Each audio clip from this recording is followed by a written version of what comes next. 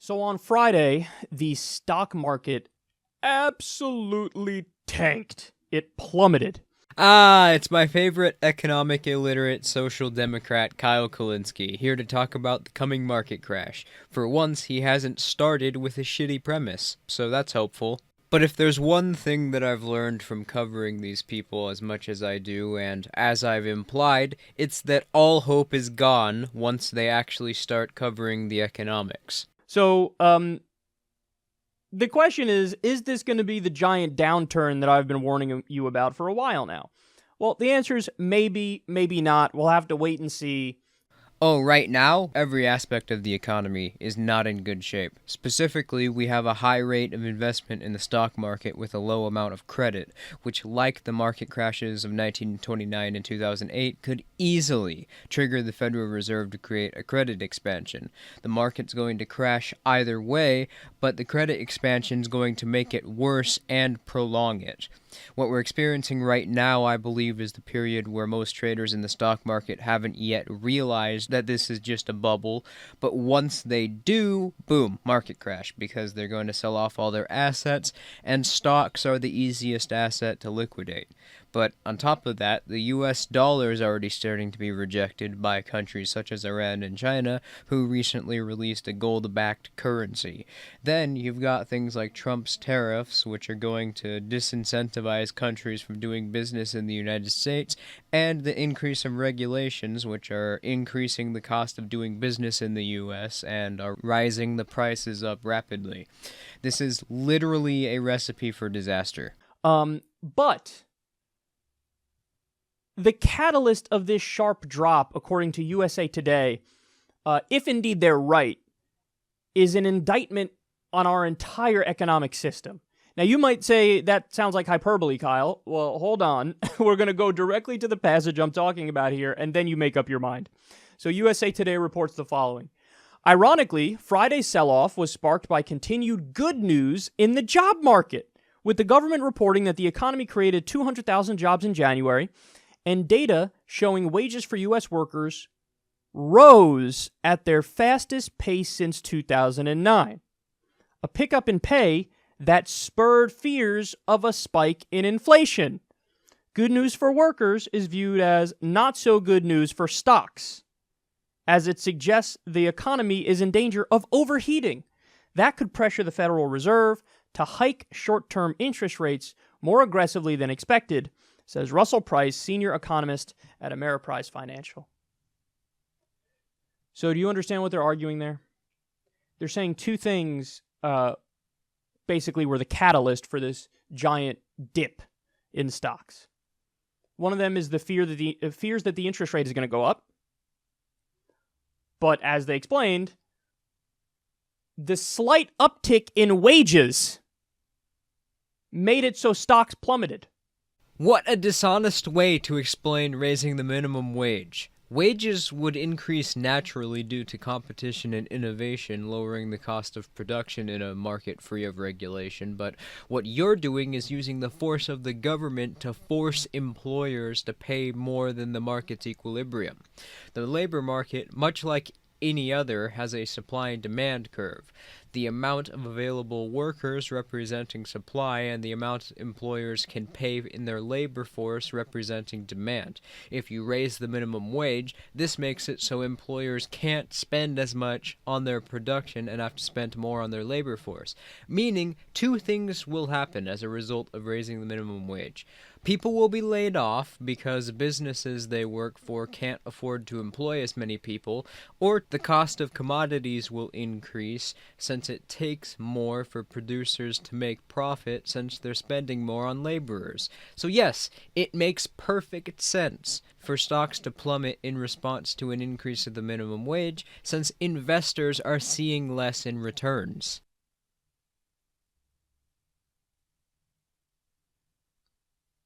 What? What? Hold on. So hold up. So this giant fucking thing that you have like libertarians and anarcho-capitalists treat as some sort of a god, right? The market, oh, all appease the great market, we love you so. Actually, the minimum wage being raised leading to economic decline is not a strictly libertarian concept. It's the broad consensus in all economic schools of thought, with the exception of Keynesians and mercantilists. Not only that, but we have a significant amount of data to prove it, such as a study published by the Federal Reserve Bank of San Francisco, which found consistent job loss among low-skilled workers in different states. By the way, love how you don't understand economics and think that the state stepping in the market magically fixes things as if the state has some sort of divine properties in your view. Then you claim that people who actually understand economics and point out how nonsensical this view is are the ones who deify and worship a construct as if it has magical properties. Totally not psychological projection. That does poorly when wages go up. No, Kyle, when you use force to mess with the market's equilibrium, the market does poorly. Wages going up by themselves does nothing to the market. The market does poorly when wages go up. It's almost like what we've been saying from day one is 100% accurate, that the market is not an accurate reflection of the well-being of your average worker.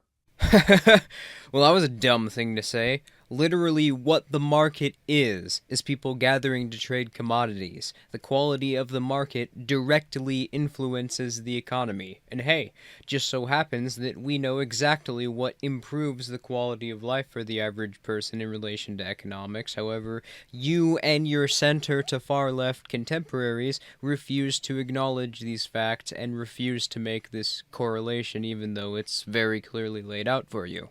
That the market is not a reflection of the health of the middle class, the working class, regular people. That the market is a reflection of corporate profits and the mega rich. What? I've been put into a corner explaining something I don't understand, and it takes actual effort in trading and putting yourself out there to make it in the economy?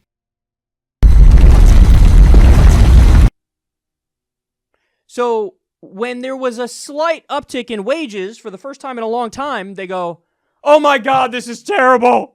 No! You increased the minimum wage. Wages didn't go up by themselves. The effect on the market is entirely different. Stop fucking lying. And then the market tanked. You think the system needs to be revamped a little bit, this system that we work under? I think so. Yep, I totally agree. And if you want the quality of life for workers to improve, one of the first things you should do is get rid of the minimum wage laws. Oh, by revamp the system, you meant go even further in the direction we've been going for the last 100 years or so. Technically, since the country was founded, since statist market societies always tend to go in the same direction for the same reasons. You know, it never ceases to amaze me how people like this can convince themselves that what they're advocating for is somehow edgy or anti-establishment, even when, in the case of this video, only moments ago admitting that what he's advocating for is already institutionalized. I can't even fucking imagine the mental gymnastics it would require to convince yourself that minimum wage laws and regulations on the economy are anti-establishment. And what's funny is that that's not even, like, they don't get that, the elite class, I should say. They don't get that actually in the long run, it's better for you if working people have money. Oh, fuck off with your stupid straw man argument already. Everyone with a high school consumer economics understanding of the market knows that.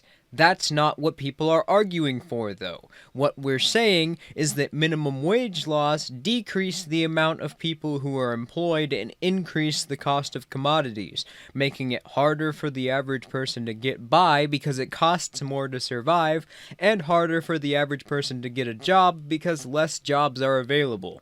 In reality, a term that would better suit minimum wage laws, because it would better describe what they do, would be institutionalized poverty, because that's exactly what it fucking is. This is the reason, prior to minimum wage laws, Ford was paying their factory workers the modern equivalent of $30 an hour.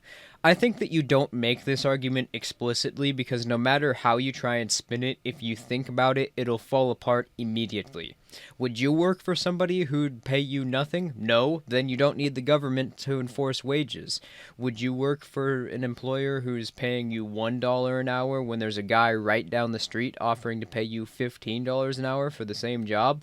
No, then the government isn't needed to keep wages high because no one would work for someone that's paying them less than competing employers.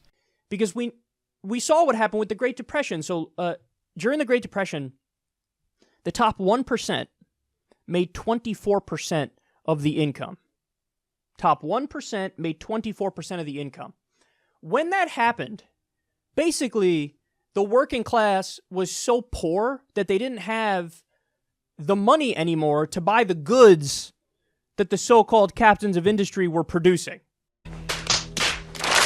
Oh my god, that is hands down the stupidest thing you've ever said. Rich people having too much money was not the fucking cause of the Great Depression. The economy is not a zero-sum game. As the market expands, so does capital. So the distribution grows with the amount of people trading in the market. Rich people having more money does not mean everyone else has less money. As I already explained earlier in the video, what caused the Great Depression was the Federal Reserve manipulating credit expansions and the government creating stimulus packages. But this is dumb even with a normie understanding of economics, because you think that employers... You equated being rich with being an employer, not me, so I'm just applying that same standard. But anyway, that employers with more profit and more money will give their employees less money in a free market. God damn, you really are stupid enough to think that, aren't you? So then the economy ground to a halt. Now, on the flip side, when we had what was called the golden age of economic expansion, after FDR rolled out regulations and cracked down on Wall Street and did the New Deal, and we had an increase in unionization, during that time frame, the amount of income that the top 1% was making, it was between 8% and 12%. So the top 1% made 8 to 12% of the income. When that was the case, we had a stable system. Actually, FDR only made the problems created by Hoover worse, because he created even more barriers on trade, or regulations as you call them, which made it even more expensive for basic commodities to be traded and made it even more difficult to get jobs. He directly stole everyone's private gold holdings, which was the only consistent commodity being traded at the time, and he devalued the dollar 40% lower than it already was. Unemployment under FDR was 25%. Just to put into perspective how fucking awful that was, the unemployment rate under Obama was 8%, and his administration is considered to be one of the worst for employment in recent history. In fact, there was virtually no difference in the approach to policy from Hoover to FDR. Both were hardcore interventionists, both increased tariffs on trade, both supported demand-side economics, both increased spending, both increased government funding for job creation, and both attempted implementing price supports. Which is why I find it particularly hilarious that you credit FDR for saving the economy and Hoover for ruining it, when literally the only difference between the two of them is that FDR has a D next to his name and Hoover doesn't. We never had these bubbles. We had decades of no crashes. Yeah, because FDR's administration was basically one giant crash. It was so fucking bad by the end that people were literally being paid by the government in food stamps. This isn't even basic economics, just fucking look up the economy under FDR, it's not hard. Alright, well that's it for this video. If you liked it, please comment, rate, and subscribe, and I will see you all next time.